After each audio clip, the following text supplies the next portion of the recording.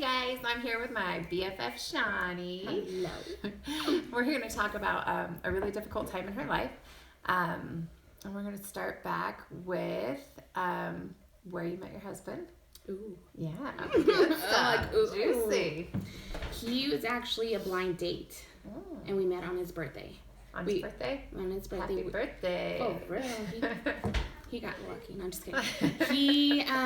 We met on his birthday. We went on a date on his birthday. And it was really fun. We went to movies and dinner. So it was really fun. So how long did you guys date before popped the question? 8 months. Nice. 8 months. It was fun. So you had Michael, and then he adopted Michael. Mm-hmm. And then how many kids did you guys have? We had 5. Okay. I'm trying to think. Five. 5. Like, come on. How many? Don't ask me their names. I know. Or their birthdays now. Right. 5 of them. Okay, so who was your first with? Garrett? Yeah. Natalie. And Natalie's 9. Okay. And then Levi. And then Charlie. And then you have Charlie. And then Charlie. And then Miss Emily. And then Matthew. Matthew. We call him Matthew. Matthew. Okay. So, how long ago did you lose Charlie? How long ago was that? Charlie will be 5 this year in May. Charlie will be 5. So. No, Charlie will be 5. Yeah, Charlie's gonna be 5. Rainbow baby. Say hi. I'm like my rainbow. Can you say baby. hi? All right. So let's talk about the pregnancy. Okay. So you got pregnant. How old were you? That's a good question. With your third? He was my 4th. Fourth. He was my Your 4th. So I was probably in my late 20s. Okay. And how 26? far along were you? 18 weeks. 18 weeks. And so you're going for your what week checkup was it? We actually were going to go find out what we were having. Oh, okay. It was the day we were going to go find out. My in-laws were in the room. My mom was in the room. And I had 2 of my kids in the room with me. Michael and Natalie? No, it was Natalie and Levi because Michael was at school. Natalie just wanted to come to see if she was going to have a sister. Michael at school? Yeah. Yep. She's a part of this video too. Heck yeah. That's why I've got the camera the way we do. All right, so you go into the doctor and what happens? Well, he's checking and you know the drill, you get like undressed and then so they start he's doing the ultrasound and everybody's making bets and to see what we're going to have because I wanted a boy and everybody else wanted us to have a girl and I really wanted a boy. Because let's face it, boys are much easier to raise than girls. And then he goes and says, "Is this your first ultrasound?" I said, "Yes, it's my first one because we're going to find out the gender, obviously, and the party parts and stuff like that." And he has like this poker face. Like it turned to like smile and everything like a good day. And then he just went straight poker face and my heart sunk. Like I knew something's wrong. But he wasn't saying anything yet. And now that I think back on it, like, you know how they have the big TV there so you could see, and usually that's the first thing you see is the heartbeat. It's like boom, boom, boom, boom. But I didn't pay attention because we were so excited to find out what we were going to have. I had my in-laws and family there. So I was so excited, and I just didn't think not to pay attention to that because that's the first thing you see in the ultrasound is that. Yeah. Well, he says, "I'm so sorry, but I can't find a heartbeat." With everybody in the room. With everybody in the room. And it was just like where you feel like everything just stands still and everything is just turning around, spinning around, and you're trying to like, what did you just say? Like you're looking at everybody to see what their faces are and like they're shocked and like it happens so quickly, but at the moment for me it felt like eternity just looking at the room. And he's looking at me like, "I'm so sorry, like I'm really trying." And he's like, "I could get another tech in here so they could double check." And I was like, "No, I had that feel. I knew, like my heart just had sunk, and I knew what was going on. So he says that there's no heartbeat. Everybody's in shock. My in-laws take my kids. My mom and I head to the OB. They called the doctor, and I think I couldn't talk. I couldn't say anything. My husband at the time was gone to work. He was up in Salt Lake area. So he was far away. and no reception where he was working at, so it was really hard to get a hold of him. They said they had to induce me to, we had to get the baby out, and Is that before he came? They were going to have the baby before Garrett got back? no, yeah, I told him no, I wanted to wait. But they said that I could either go home or go into the hospital. And I think I know myself well enough that if I would have gone home, I don't think I would have gone back. Yeah. Gone back to the hospital that easily. Like I would probably be. Because you know that. Because I knew coming home we weren't going to have anything. But so my mom was like, let's just go. And so luckily my doctor is in the hospital. So he was just there. So we went. I think I called some people to make arrangements for Michael to get Michael. My home teacher came with his wife, and bless their hearts, because they'd stayed there until Garrett got home, and these are Garrett's bosses. And they got a hold of Garrett, and he just came immediately. And I tried to keep it together, because my mom was there and her friends were there, and I tried to keep it together. I think I lost it when my husband showed up. Yeah. Like when he walked in the room, and I lost it. I felt like I had felt them. Like I had felt as a mother, as a woman, as a wife. I had felt that I couldn't have a baby. Like it just was my fault. I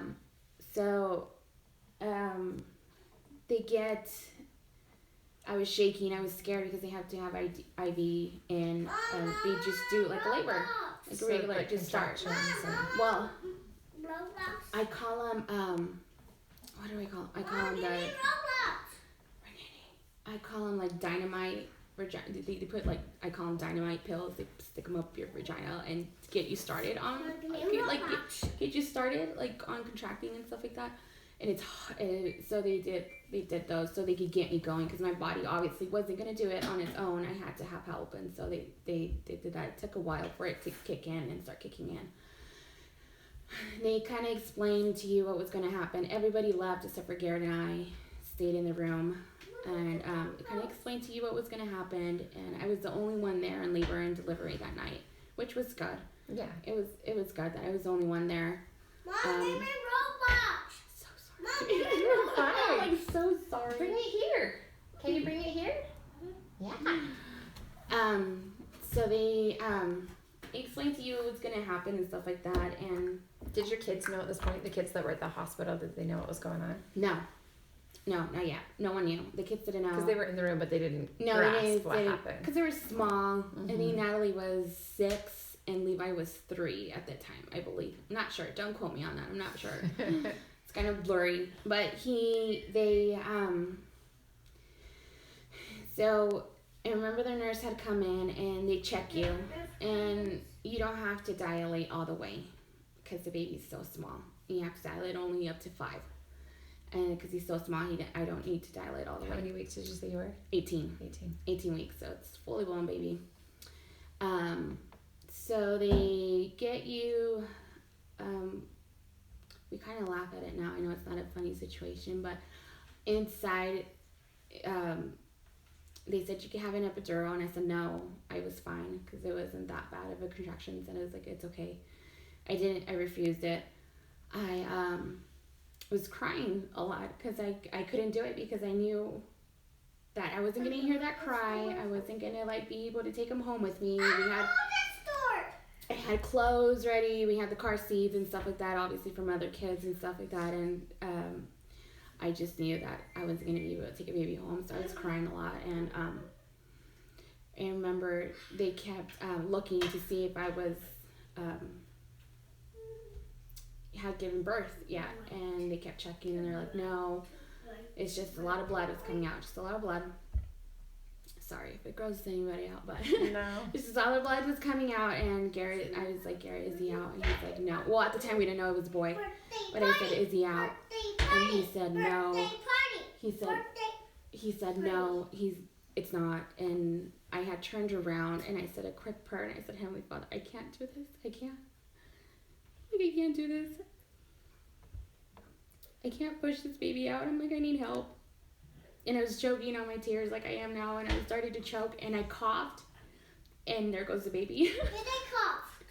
I coughed really hard, and that the nurse was saying that it's happened before, that ladies cough and the baby just slips out, so they have to be ready. And I did that. I coughed, and there he was. He came out, and as soon as he came out, the doctor came in, and they explained to us what was happening. Apparently, his heart had stopped, and he had already been, sounds awful to say, but he had already been dead in my tummy for a week.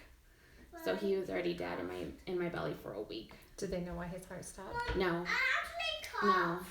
they didn't. But now I know why they say to wait to do your ultrasounds later, because I was not that I was judging my son, but I was like, can you tell like it was a boy, like it's a girl or a boy, and his testes and his testicles were forming, and his penis was starting to form, and so I could see why they say wait a little longer. You couldn't really Because tell. he didn't really tell, but obviously he's a doctor and he knew, and he said it was a boy. After that, I went into everything that they told me wasn't going to happen. I got it. I got the fever. I started throwing up.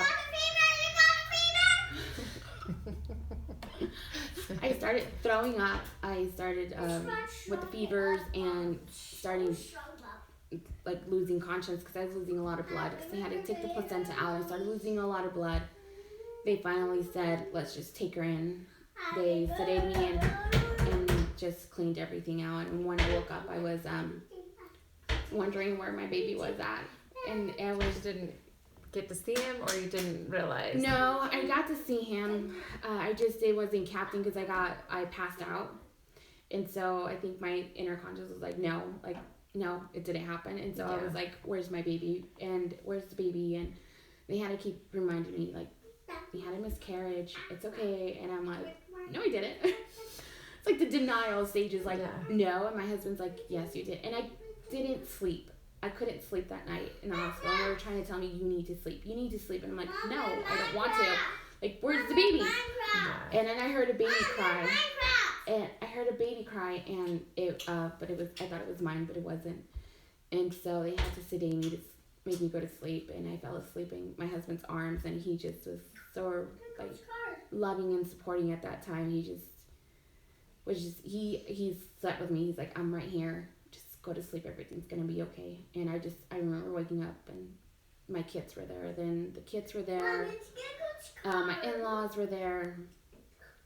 And my mom was there.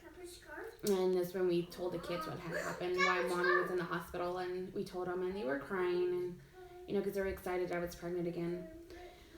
The aftermath of it was really hard.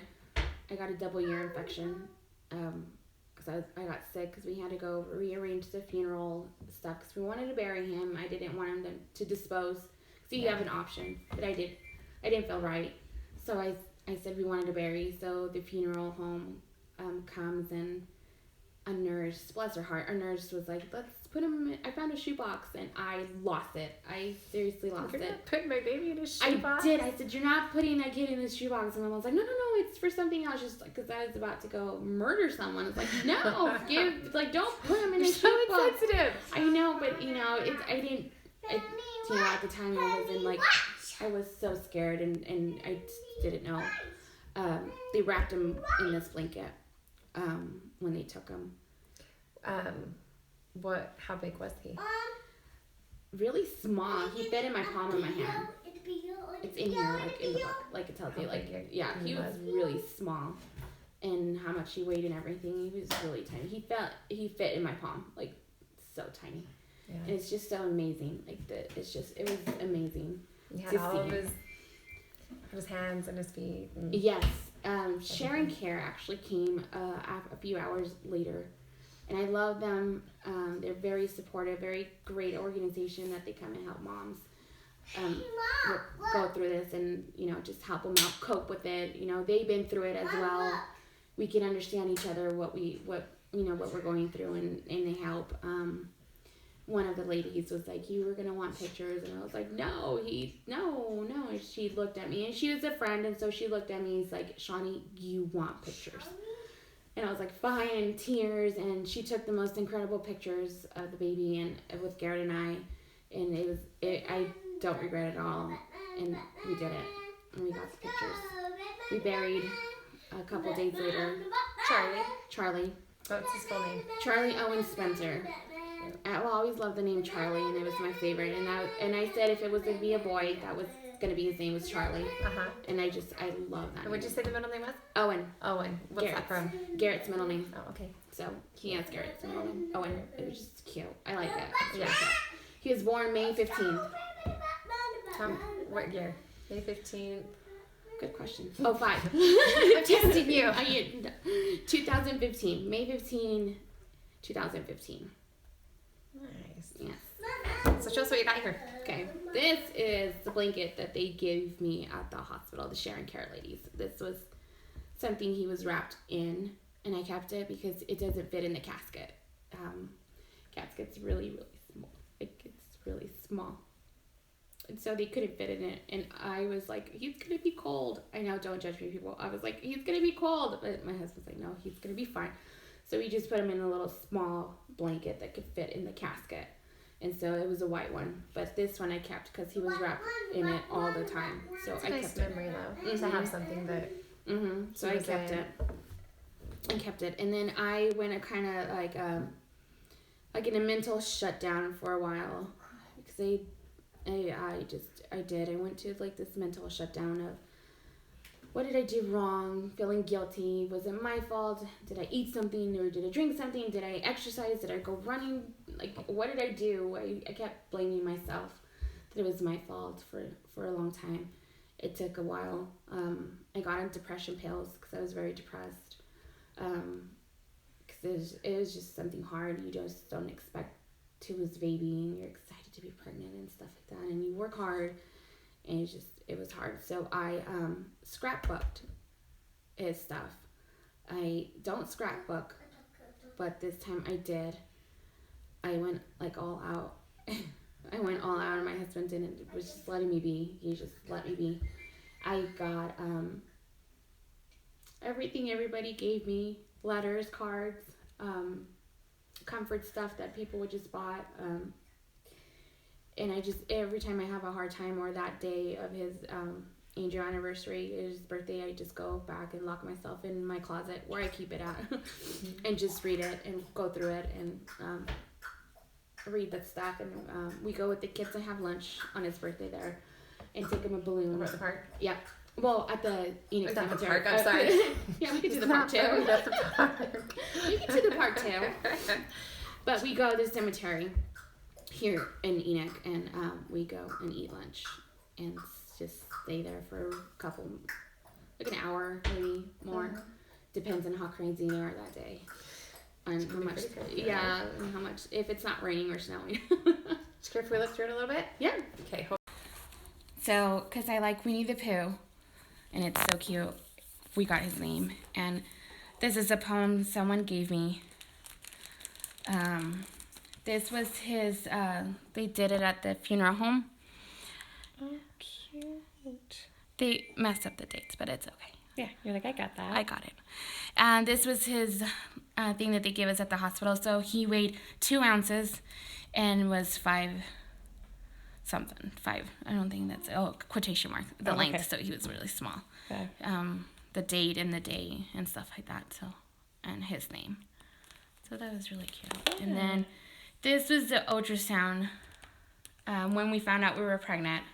Oh. That's him right there. Like throughout the pregnancy, everything was good. His heartbeat, and actually, the week before going to the ultrasound to find out what we were having, his heart was still beating. That's why we know he died this one? Yeah, no, this was the what they gave you at the hospital. So we knew he was alive a week prior to because I had a doctor's appointment and we heard his heartbeat. So we knew he was alive. So he had died within that week. The week I had that appointment a week apart. So we knew he was alive because we heard his heartbeat at the doctor's office. But this is his ultrasound stuff that I kept. This was at the hospital. The Sharon Care ladies tried to get footprints of his feet. This is left and right, and so they tried to. These were the wristbands that they had. This is the first try that they did. They recognized the life and the life of the baby, and they gave me that at the hospital as well. these were the pictures that they took, and this is my baby. Oh, is that the blanket that you Yeah, got buried with? Yeah, this little thing right here. This is how exactly he got buried with, like there. So here's the blanket that I was telling you guys about. This one right here is all this right here. Oh, okay. So this one's like this one right there where he was laid, and the lady's trying to. And these are the pictures they took? Yep. Awesome. These are the pictures they took. I know these really tender moments, but I mean, this is me and my husband. Yeah. Aww. Yeah, we had to take. Cute little family. Yes, we had to take selfies, right? Yes, most definitely. We all took selfies with the baby, and this is at the funeral home. This is the day we buried. This is Natalie and Levi and my husband, Garrett. And this is Michael. Michael went to go by himself to sit and was just looking at him, and he said he was talking to him there. Aww. And I think this is one of his birthdays, I believe. I think it was 1. Oh, okay. I think it was 1. And See, we went it looks to go like see a park. Yeah, right? Where he's buried at. We all took pictures together as a family. At the house? This was at the funeral home. Okay. Everybody wanted to take a picture with him. Levi looks like he's scared, like he wasn't sure what was going on. And Natalie just loves to smile, so she was excited. And here they are, my children, all together now there. And I have awesome people who wrote letters to me. My young women especially, they gave me. This is the one my best friend right here gave me. I have it. I have these. I scrapbook everything that they gave me. I like the papers you have in there. Those are super cute. Yes, Joanne's. I told you guys I went all crazy and all out. I've never scrapbooked before in my life. I had a friend help me put it together, and she's really good at scrapbooking because I couldn't understand. Apparently, I got a hard book, and this is one from a letter from another mommy who had lost babies too, and it was 3 of them. She had 2, and so she kind of knew. So I took them all, and I still have more stuff to add because I had Facebook friends who would ask me about the baby, and so when I finally shared it with Facebook, it was about a month, I think, and I kept everything. I printed off what those people said to me as well because it's helpful. It helps when you have dark and twisty days. It helps to go and reassure that people do love you and care for you, and they're there, and we could all help each other out when the time comes. Yes. So I like to ask people like where they feel like their child is now, what they think about the future. So tell me what you believe where Charlie is right now. I totally believe he's in heaven. I do believe that I will be able to raise him again. I believe with all my heart that I will be able to see him again, and be able to raise him because he's mine. And I do totally believe he's up there. He's needed more up there than he is here. It took me a long time to understand that. Probably like 2 years, even longer. It's so hard till this day. It's so hard. My kids always remember him, but I do believe that he's in heaven, waiting for his mama to raise him. Tell me about the rainbow baby. So how hard was that when you found out you were pregnant again? My rainbow baby, it was Emily, the little girl that you guys saw in the running around. It was really hard because I was still depressed, and I think I got even worse after I had her because this is the fastest I've ever gotten pregnant. She was born May 25th, so not too far. Yeah, so real close. That's really close. It was really hard. I think I drove my doctor crazy with telling him, please check me. Are you sure she's alive? Well, we didn't know at the time she was a girl, but are you sure she's alive? And he's like, yeah, she's there. Can we just go see, make sure she's still there? Like, yeah. I was paranoid. I didn't want to move. I just wanted to be just at home watching Netflix, not moving, just people bring me food and I will eat it. And just like, it's a scary thing because you don't know if it's going to happen to you again. Yeah. I postponed so much the ultrasound to find out what we were having. I think I didn't go until I was 22 weeks. And they like, we gotta go so you could like, nope, I was terrified to go. Yeah. I was terrified to go. And I finally got the courage and I went and everything was fine. She was okay. She was fine. Everything was there that was supposed to be. The heartbeat was there. That's the first thing I looked when they put it up. That I'm like, okay, let's find the heartbeat. And it was there. But I think throughout the whole pregnancy, I was scared that I was going to lose her. The time came that I had her, and I did go into depression again because I was trying to be happy because I had her. At the same time, I was sad because I felt guilty for having a baby so quickly after I had my miscarriage. And so I was trying so hard to be happy that I had a baby, and then she was healthy, and we brought her to the world and she was okay, but it wasn't. And I wasn't trying to substitute anything or try to substitute the baby or anything like that, because most people thought that's what we did. But no, to fill a hole. But I didn't. But I got sad. I was really sad. I was trying to be happy and be really loving to her, and because it's not her fault. Yeah. And so it was hard to get her. So you had one more baby after her. Yes. So was that one easier or about the same, or how would you say? A little easier. I wasn't as crazy as with Emily, driving the doctor crazy, but I had problems with my heart rate and stuff like that. I have preeclampsia with all my pregnancies. Okay, what's preeclampsia? You have seizures. I believe your heart rate. You have seizures during your pregnancy. Quote me if I'm wrong. If I'm wrong, I'm so sorry. But I had it after. I was one of the 1 in a million that have it after. So I had the eclampsia after I had my Levi, my third child. So they were worried about blood pressure and stuff like that. So that's their concern with my last one. Yeah. But if I could have more kids and I could afford them, I would. Right? Or if my body could handle them, I would. But no, it's okay. I am happy with my babies, with all of them. But he is a year old now, Mr. Matthew.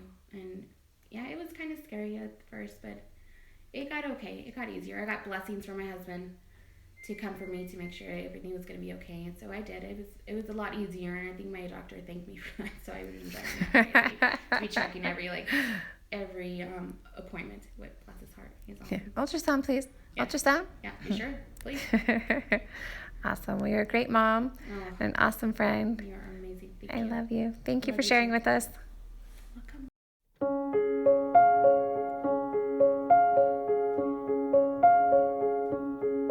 Tell me, what does it look like in heaven? Is it peaceful? Is it free like they say? Does the sun shine bright forever? Have your fears and your pain gone away? 'Cause here on earth it feels like everything good is missing since you left. And here on earth everything's different. There's an emptiness. Oh, I hope you're dancing in the sky. I hope you're singing in the angels' choir. I hope the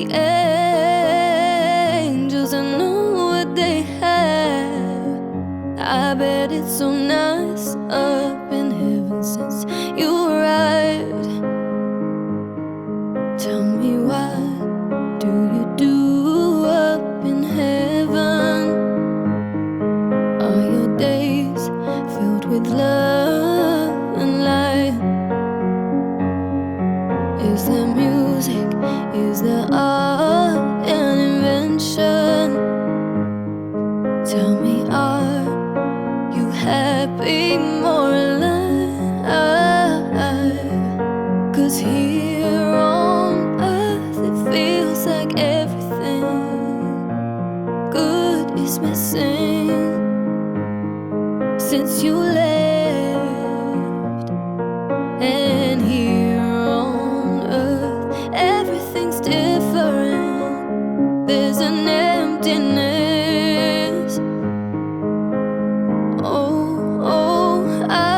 I hope you're dancing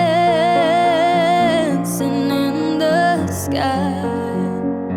And I hope you're singing in the angels' choir. I hope the angels know what they have. I bet it's so nice up in heaven since you arrived. I hope you're dancing in the sky. And I hope you're singing in the angels' choir. I hope the angels know what they have. I bet it's so nice up in heaven since you arrived. Since you